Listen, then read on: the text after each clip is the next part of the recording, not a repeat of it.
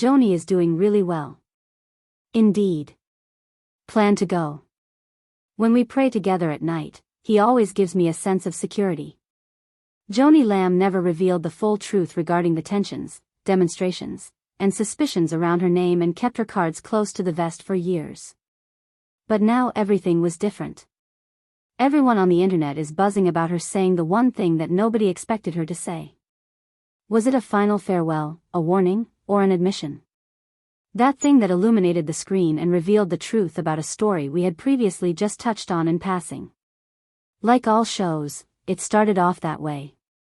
The lights came on, the theme song began to play, and Joni Lamb sat in her normal chair, her expression composed. As it had for years, people watched Daystar because they knew it would have a positive, consoling message. If you're enjoying this video, don't forget to like, share it with your friends, and subscribe to the channel for more amazing content. And hit the bell icon so you never miss an update.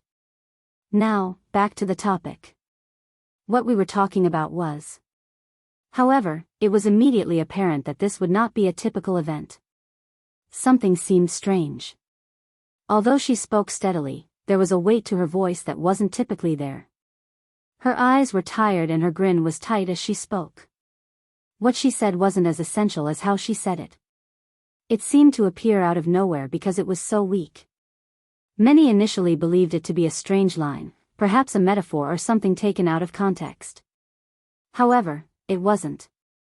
What Joni had stated was true. With a strange sense of calm, she stared directly into the camera before saying something unexpected. Within seconds, the internet went haywire. Social media was flooded with videos of the occurrence. Everyone had something to contribute. People were horrified as well as surprised. Church groups communicated with one another to resolve the matter. In order to play the clip, they interrupted the Bible study in the middle of the lecture. People asked preachers about it on Sunday morning. Joni's comments made me feel something deep down, regardless of what other people may have interpreted them to imply. For many years, she had been a symbol of stability. It seemed as though nothing was stable anymore. After the show, there was stillness, which made everything worse. Neither a formal explanation nor a subsequent occurrence demonstrated what had transpired. All that existed were rumors that grew more and more intense every day and a video that was repeatedly played. Some believed her to be telling the truth. Some mistook it for a cry for assistance. Some believed she was placing the blame on a close friend or relative. One thing, however, was universally acknowledged: following that night, nothing would be the same. Behind the scenes, things swiftly started to alter. It is said that the personnel became tense. Meetings for emergencies were reported. A group member was observed departing early. Longtime volunteers started to depart from Daystar. It appeared as though a storm had been waiting off the coast. This report broke the first lightning strike. The followers started to disperse. Several people defended Joni, claiming that she was at last being open and honest. Some felt deceived, as though something sacred or someone had been inadvertently harmed. Much of the work that had been done by ministries with Daystar over the years came to an end. It was necessary to cancel the guest speakers. Donors began to pose challenging queries. Joni remained silent the entire time. People were moved by the stillness itself and filled the emptiness with thoughts, inquiries, and intense melancholy. She was no longer trusted by those who had seen her for years. And as more time passed without a response, that confidence began to erode more quickly. A lot of people now claimed to have sensed it coming. The atmosphere on set was different. Joni's presence seemed less intimate and more distant. There were rumors that money was being spent in odd ways and that Rachel Lamb would take over as boss. However, this show and this moment ripped the curtain open. Before long, the rage had grown. Former employees started to voice their opinions without identifying themselves. Some claimed that the culture behind the scenes didn't match how it seemed on television and that something had been wrong for a while. Others described how those who raised concerns about decisions were subtly dismissed and instructed not to do so. There was that one broadcast in the midst of it all. Although it appeared to be a minor incident at the time, it would later be identified as the catalyst for everything. Whether she intended to or not, Joni Lamb disrupted the image that had been accumulated over years. For some, it marked the beginning of the revelation of the truth. For some, it was an insult they would never be able to get past. But whatever happened, it was a turning point. The ministry that many had grown up with started to feel different at that point. It marked the end of an era for many. A few carefully chosen words were followed by a calm storm that came out of nowhere rather than with a bang. While the cameras continued to roll and Joni Lamb continued to smile for the audience, something quite different was happening behind the scenes. When people saw the serene, well-executed image on the screen, they didn't perceive the entire tale. The fissures were actually felt by those close to the Daystar ministry long before the general public did. Additionally, a new picture begins to emerge the more you speak with employees, personnel, and even previous visitors. It happened gradually. It started out slowly, a shift in attitude and decision-making process. When Marcus Lamb passed away, everything was different. People were prepared for sadness, of course. They anticipated difficulty. They were surprised, however, by how cold it became at Daystar. What started off as a tight-knit family became a company where some people were shunned. Many of the longtime staff members described the environment as uncertain and tense. Everyone was uncertain about whom they could trust. Meetings used to be open forums for discussion, but nowadays they are regulated, one-sided briefings. There were other longtime employees who were quietly let go. Just gone, no big news, no thanks for years of service.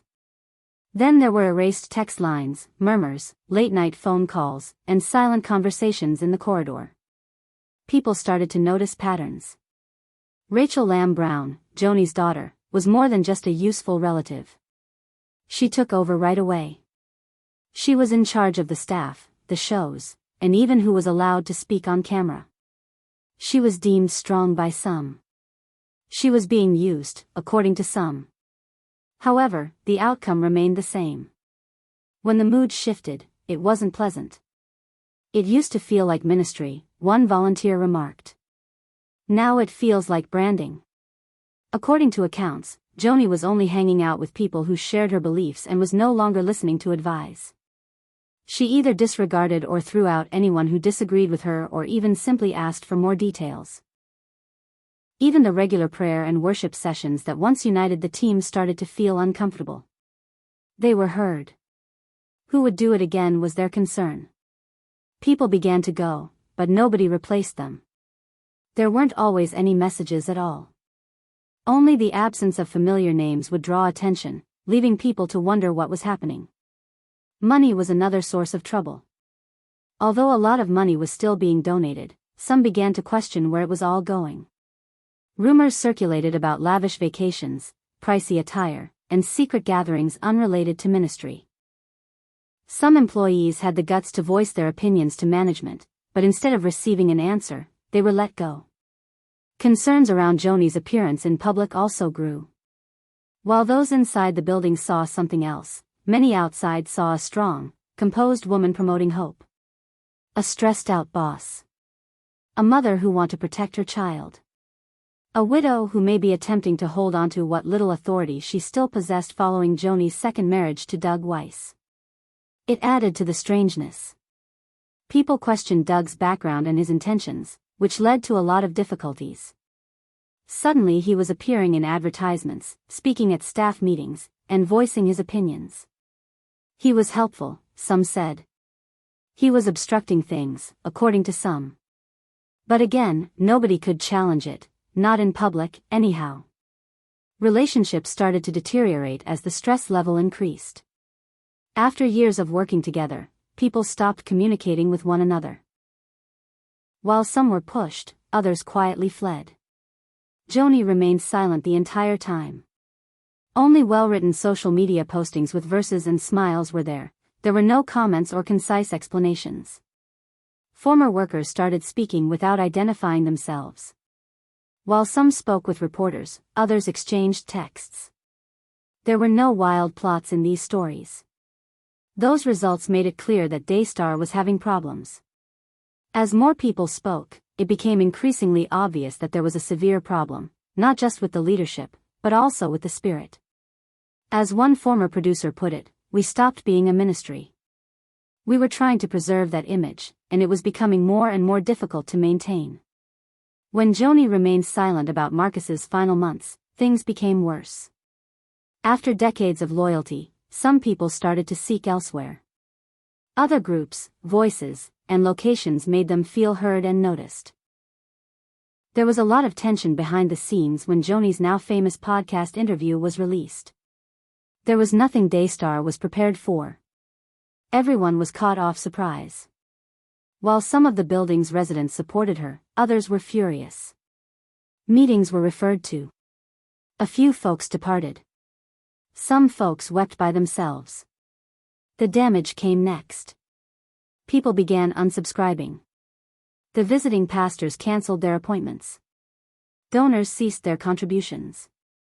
The network was still there, but it didn't feel the same. What had once been vibrant, cohesive, and founded on religion was now drab, divided, and tense with secrets. The most depressing aspect? Many of the departing individuals weren't angry. They were hurt, so they broke up. They worked hard, were devoted, and dedicated their time. They felt lied to in return. Daystar was no longer a beacon of faith behind the scenes.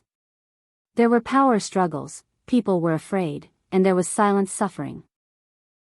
No matter how brilliant the studio lights were, the shadow behind the camera continued to lengthen. When the lights in the Daystar studio went out and the camera stopped rolling, the actual story started. Despite Joni's planned lines and trademark grin, the performances were everything but serene. A sense of peaceful anarchy was accumulating. There were heated meetings, rumors circulating around the halls, and a distinct feeling that something significant was going to happen. It started out slowly. Daystar employees who had been there for years began to notice the shift. The world changed. Meetings where individuals used to collaborate felt chilly these days. People stopped freely exchanging ideas. People monitored what they said carefully because they were terrified of saying the wrong thing. Although Joni had always been a capable leader, she gained more control over the church, and not in a positive way, after Marcus passed away. Instead of being led, it seemed like you were in control. Then came the conversation. Neither a live-streamed church event nor a major network show was present. The simple podcast was brief and uninteresting, so most people would have disregarded it. Joni did, however, arrive. There was no huge announcement, no PR crew, and no beautiful visuals. She was alone with a couple of microphones. It initially appeared to be just another conversation. She discussed loss, religion, and perseverance in the face of adversity. They figured this would be another of Joni's soothing speeches, so they sat down. However, things started to alter in the middle. She straightened up and changed her tone of voice before saying something that made everyone pause. As though the hosts were at a loss for words, she remarked in a steady, low voice, there were people around Marcus who weren't looking out for him. All the room could say was that it was quiet. At that point, Joni emerged as the leader. For years, the story had remained tidy and uncluttered. Marcus passed away unexpectedly due to COVID-19, and Joni handled her grief with dignity and fortitude. That's what they believed. That's what they were told. But now Joni was hinting at something more unpleasant and horrible. Marcus may not have passed very suddenly, but it's possible that those closest to him failed to protect him. People immediately began analyzing her words. Did she mean the staff, in your opinion? Had she mentioned Rachel? Or was she referring to Doug Weiss, whom she wed shortly after Marcus's passing? Joni said nothing more, and nobody knew. She let the words hanging there without saying anything. A lit match could have been thrown into a flaming room. The Christian media landscape went haywire. Many comments were received. It was that one element that brought back former fans. The silence from churches that had supported Daystar for years came as a shock. And the faithful started to question everything. Why did Joni keep this a secret? Did she conceal anything else? The podcast recording was removed without any problems after only 2 days. No explanation or notice was given. It was never discussed by the hosts. Joni said nothing more about it. It didn't matter then, though. The video footage was already widely available online in numerous copies. There was no pushing it back. The point might have been that perhaps Joni wanted to express it now, while she had the opportunity.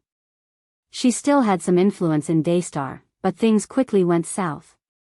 The employees were instructed to remain silent. Emergency discussions were held. Some of them gave up. There were some who remained silent. Rachel's appearances in videos decreased. When she did turn up, everyone remarked that she didn't appear as confident. For the first time, her eyes were uncertain and strained. For a while, even Doug Weiss stopped showing up. He appeared to have vanished from Joni's social media posts and performances. People asked inquiries, but no answers were provided. Was the marriage already having problems? Was someone watching out for him? Or did he contribute to Joni's eventual breakdown? The talk was effective not just because of the content but also because of the delivery. She didn't cry. She wasn't being impolite. She didn't behave in a helpless manner. She sounded as if she had finished acting. Perhaps the fact that she was speaking the truth now meant she had previously lied, which is what most frightened people. Additional stories were emerging. Emails from unidentified individuals and former employees voicing their opinions. Old Daystar broadcast footage is being viewed and reinterpreted by viewers. People began to notice small details. There were moments when Marcus appeared to be having a rough time.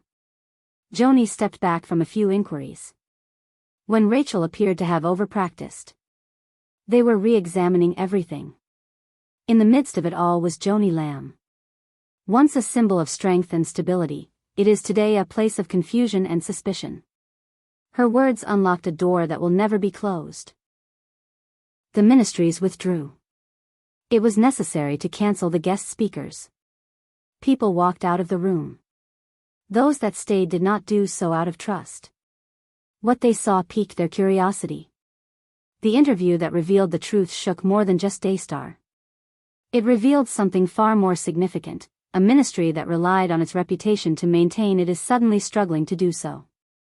Furthermore, despite her best efforts, Joni had ignited the fire. The harm continues. The inquiries never stop. Since Joni has remained silent since the interview, the situation has gotten worse. Because when trust is broken, it doesn't happen very loudly. It disintegrates gradually.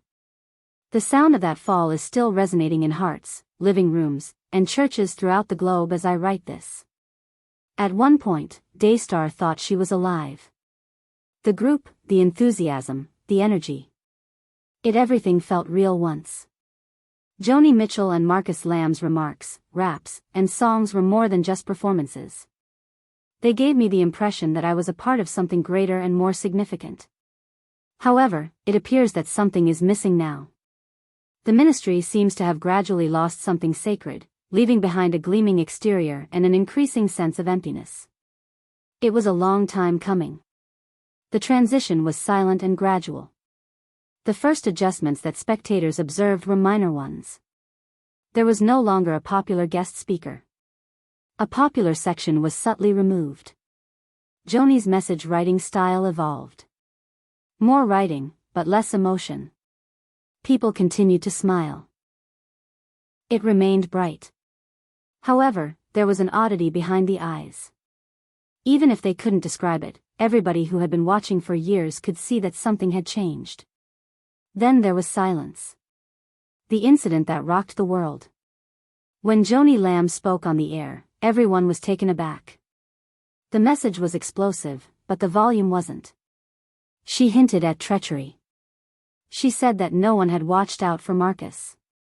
It was unclear. It was cautious. But that was sufficient. Enough to startle the entire Daystar audience.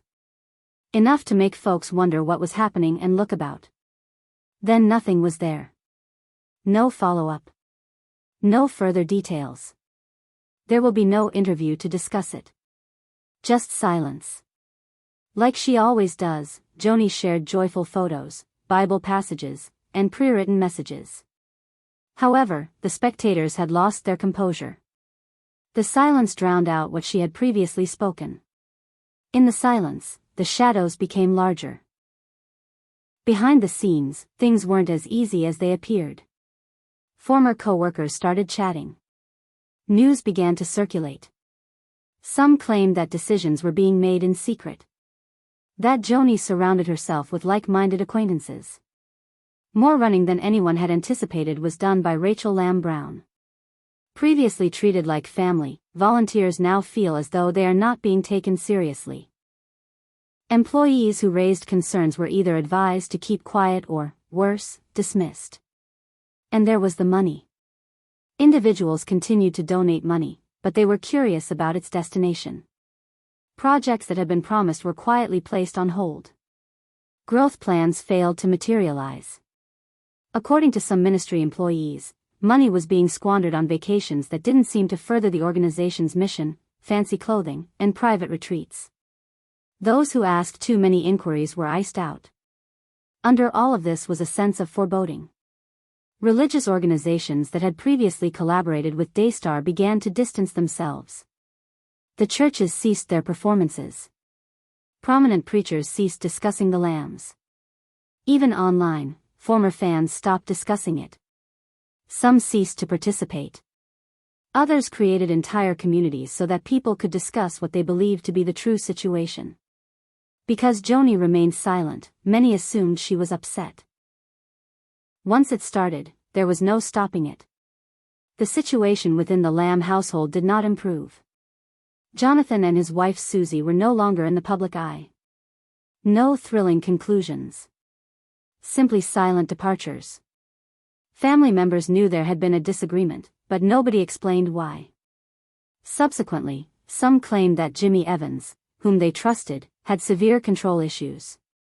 According to him, Joni appeared to want Jonathan to follow her instructions without inquiry. As though she were God's own son, she spoke on his behalf. Many folks were taken aback. Things were made worse by Joni's statement in the podcast that Marcus has dated people who didn't look out for him. She did not identify the person. She wasn't depressed. She didn't explain why. However, years of silent skepticism were broken by the force of her remarks. If she realized anything was wrong, why didn't she take action sooner? Why now? When she spoke, who did she mean? Shortly afterward, her new spouse, Doug Weiss, stopped appearing in public. Although Rachel's personality became more assertive, she appeared less confident. The vibe was different despite the set's same appearance. The message was nonsensical. Those who had been watching Daystar for a long time were let down since they had invested time, money, and confidence in the show. Not only by Joni, but the church as well. There was too little noise to stand. Not enough reality, but not enough words either. Responses did not need to be flawless. They have to be truthful. They didn't understand.